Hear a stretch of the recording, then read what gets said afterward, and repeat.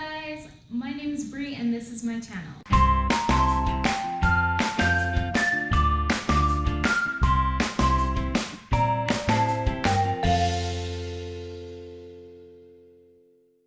So my mom told me that my channel's not interesting enough, so here it goes.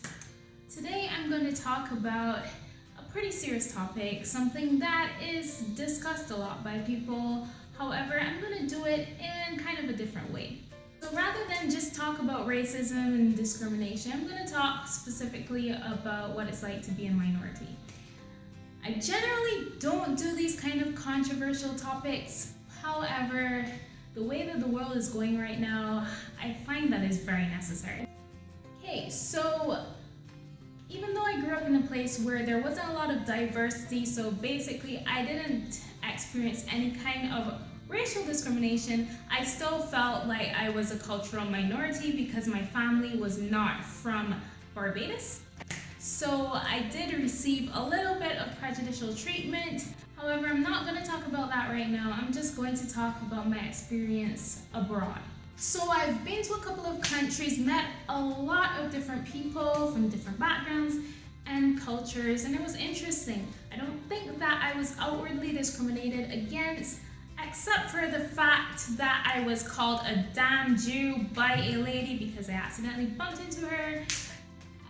I'm not Jewish, so that raised a lot of questions for me, but anyway, people are people. It's better not to waste brain activity on some people. My thing is, even though I have not been outwardly discriminated against, I feel like I've been reminded that I'm not like everybody else. To show exactly what I mean, I put together a list of things that people have said to me or asked me during the time that I've moved overseas. Can your skin be lightened, or does it just stay that way? Or, you're not as dark as most black people. Where are you from? No, where are you really from? Is it true that all black people are good at rapping? You must know a lot of Rihanna songs. Oh my gosh, your English is so good! I bet that you spent most of your time in Barbados on the beach sipping pina coladas. Now this last question was asked when I was wearing braids and I had met this person for the first time. The person had not known anything about me, and this was the first thing that I was asked as I met this person. Are you from Africa or Jamaica? Because only people from Africa and Jamaica wear braids. I'm not saying that I was offended by any of these questions. Okay, I was annoyed by a few of them because I feel like they were just asinine attempts at humor, but it really got me thinking about how little we actually care to learn about people's cultures. I mean, we're just taking stereotypes that we're fed through media and running with them as if they're accurate representations of human beings. And that really bugs me, because we're just letting media and hearsay influence our way of thinking rather than just going up to a person and saying, hey, I don't know much about your culture or where you're from. Do you mind giving me a little more perspective? Then we would actually know what we're talking about. So when I was going to Korea and Japan, people told me a bunch of crap.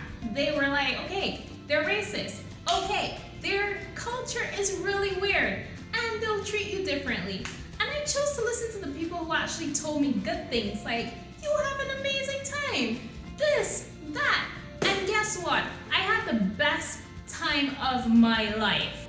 And funny enough, a lot of the people who had negative things to say, they got their information and their facts from the television screens and from hearsay. So it's kind of good that I chose to live my own experience rather than to take the experiences of other people. Now when I hear people spewing irrelevant garbage about cultures that I got to experience firsthand, I can say, well, actually, shut your face. Because having a personal experience of a new environment is everything. And I wish that we could get a better understanding of each other's cultures and backgrounds instead of believing stereotypes and always trying to put each other down. Then when some ass tells you a bizarre stereotype that they heard floating around the internet, then you can say with confidence, well, actually, Shut your face. Anyway guys, I've gotta go now. It's been a pleasure as always. Stay safe, stay tuned for more videos.